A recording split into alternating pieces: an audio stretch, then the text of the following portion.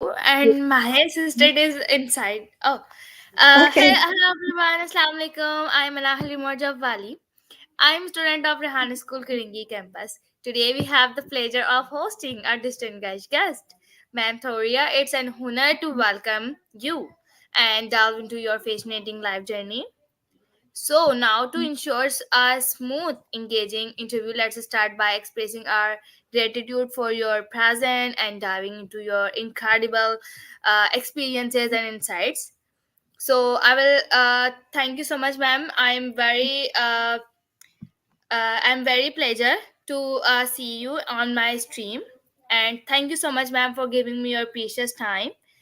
So first of all, welcome, and how are you? Thank you. I'm doing well, and I really appreciate you having me on your channel, on your live. And I just want to say that I admire you. You are wonderful. It's very. It makes me very happy to see a young lady like you doing what you are doing. Thank you so much, ma'am. So first of all, can you please introduce yourself for my viewers before moving on, Kashan?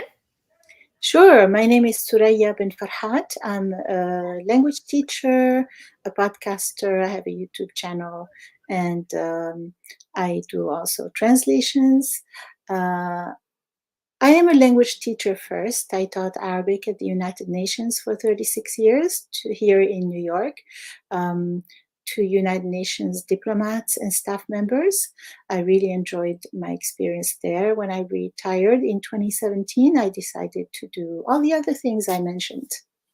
And I'm married. We have three children who are 28, 36, and 41. Soon 41, yes.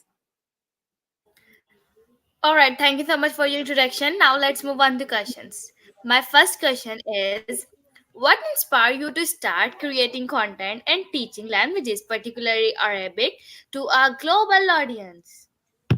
We'll start with the teaching part. I have a lot of people in my family who are teachers, starting with my father, and I think that really helped me get into teaching because I could see firsthand what a teacher's life is like, and all the feedback I was getting, I thought was very positive. And I also learned a lot from my teachers, whom I admired, um, specifically an Algerian English teacher um, who used to come to class. And she was a wonderful teacher, and she was very simple and very open minded, and that really inspired me. As to the second part, creating um, came because when I was getting maybe 5 or 6 years before I retired, maybe even more, maybe 10 years before I retired, I was thinking about what I wanted to do when I retired. And every time I saw something that was interesting to me, I would send myself an email. And in the subject line, I would write what it is, and then a link to whatever I found online that was interesting. And um, starting a YouTube channel was one of them, starting a podcast was one of them, starting a blog, and also writing books with Amazon. I thought it was amazing that you could write books just from your home. Um, and I think COVID also had a big part in this because I was stuck at home and I really wanted to communicate with people and do something.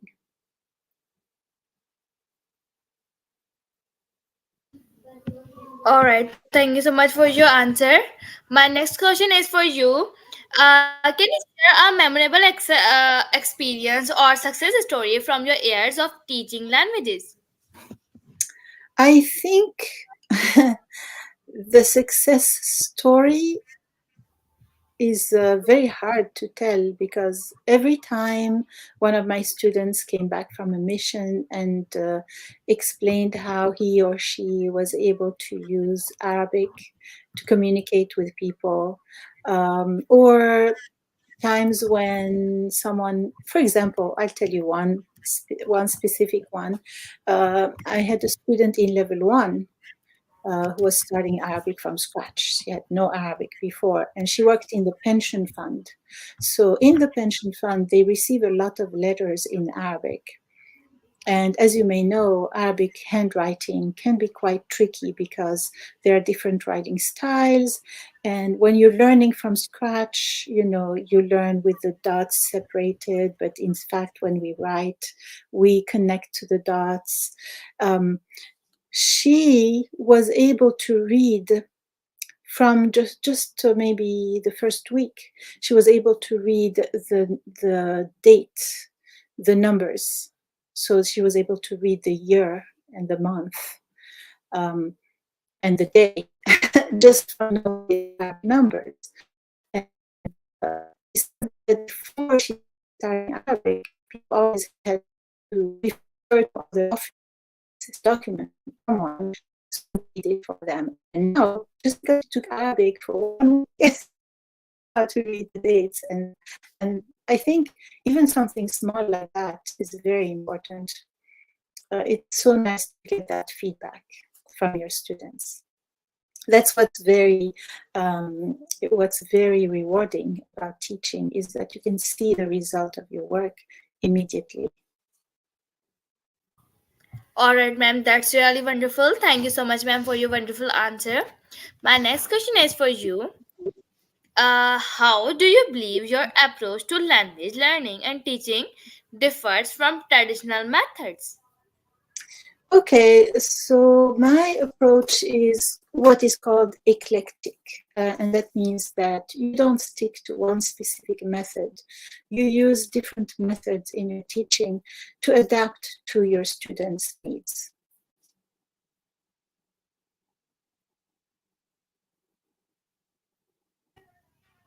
All right, ma'am. Ma'am, my next question is for you. How do you incorporate culture aspect into your language teaching and content creation? I think culture is very important because when you're learning your language, it's not enough to just learn the grammar and the pronunciation. It's important to learn about the culture because culture is a big part of language. Therefore, I try to make sure to know about my students' cultures and incorporate some of their culture in my teaching, but also share with them about my culture through text, video, audio, whatever I'm using in the classroom.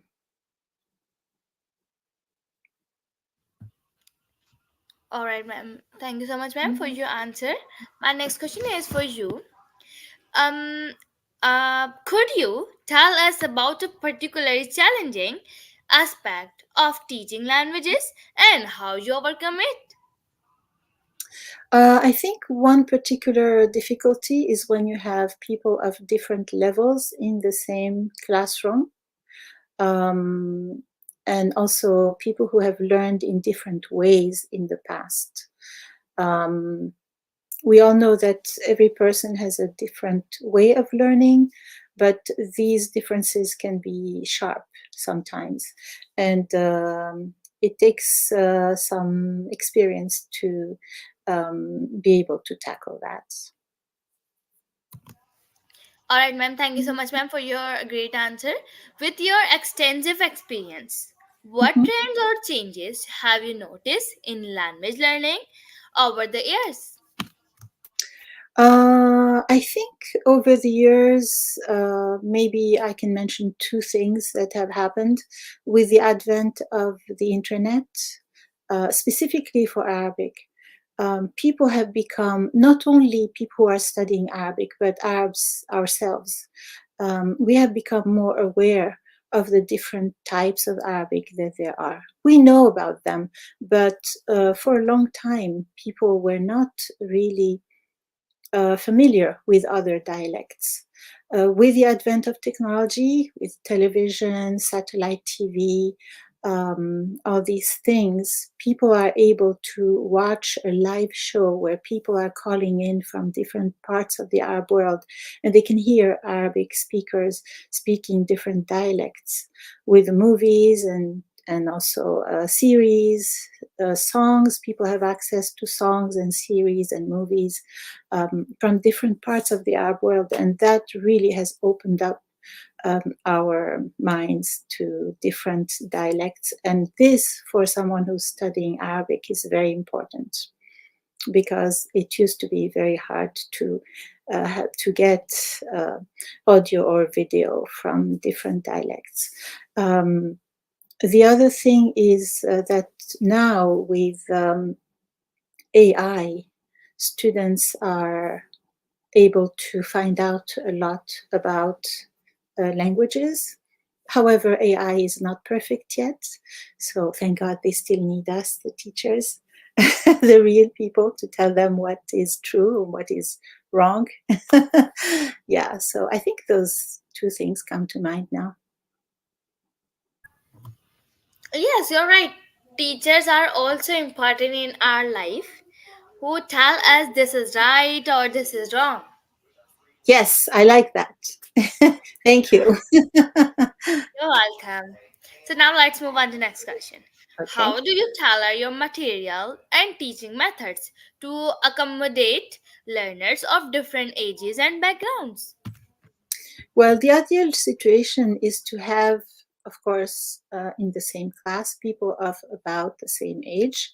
When I was teaching at the UN, I only had adult learners. There was still a difference between younger people who were more techie and older people who didn't want to do anything with technology. But if you have children and adults in the same classroom, that can be hard. I never had to deal with that. Um, However, if you're teaching a child, you'll be teaching differently than if you're teaching an adult. A child may need more animation, may need the attention span is not as large as long, so you have to have activities that are shorter and more varied. With adults, it's easier in a way because you can spend a longer time on each task. That's just one aspect that I think may be interesting to whoever's watching. Thank you so much, ma'am, for a great answer. What advice would you give to someone who is struggling to stay motivated while learning a new language? Um, I think a lot of students, I'm thinking of two pieces of advice. I think a lot of language learners think they can learn a language just by watching videos. And this can be really hard, especially for Arabic, because if you're watching videos, you may be watching different dialects in different videos, and we also have standard Arabic. So you could be learning from someone who's teaching standard Arabic, someone else who's teaching another dialect, and we have four major dialects. So it can be quite confusing. I think when you decide to study a language, especially a language like Arabic that has different varieties, you have to decide exactly which variety or varieties you want to learn, and then focus on that. And I think I'm a bit old school. I think you can learn by just watching videos and so on, but I think it's important to have a reference, to have a book or something online that will show you how the language works. I think that can save you a lot of time. All right, ma'am. Thank you so much for your answer. So, can you tell me, ma'am, is Arabic language is hard or it's simple? I think every language is hard in its own way. I think the reason why people see Arabic as being difficult is because they don't already know a language that is similar to Arabic. Arabic has an alphabet. When you think of Chinese, for example, there's no alphabet. You have to learn each word separately. That is like, wow. We don't have tones, you know. So I think, you know, you can think that a language is more difficult compared to another language, depending on how different it is from what you already know. If the language you're learning is very different than what you already know, of course it's going to sound difficult. But having taught people, grown-ups, for whom language learning may be more difficult than for children, for 36 years and having seen them succeed, I don't see Arabic as being difficult myself. All right, ma'am. Thank you so much for your answer, ma'am. I recite the Holy Quran, and I want to learn the meaning of Arabic. So, can I watch videos for learning of Arabic or using ChatGPT? Where I can start to learn Arabic language? For someone who is trying to understand the Quran, I always recommend there's a series of books. I have one book. What do you Can have? I can I share? Can I share Yes, my book? sure. Yes. All right.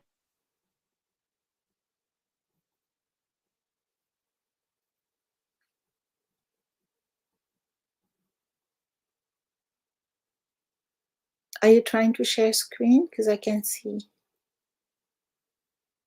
We didn't see I it. have I know I I have see. Okay. What does it say? Medina. Yes.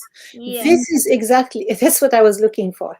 The Medina Arabic series is perfect for someone who is studying, is in Islamic studies, and because they will teach you Arabic through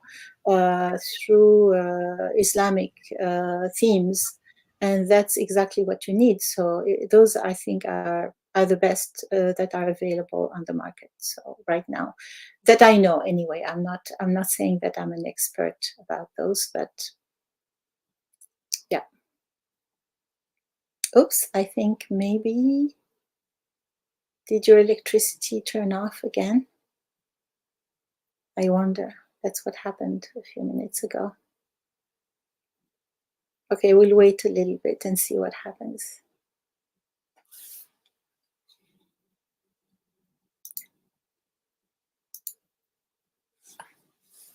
Hey, whoever is watching on YouTube, you can type your questions if you have any under this video, and I'll be happy to answer them.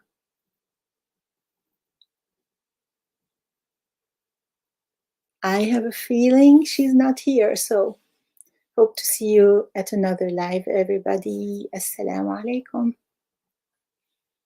Bye for now.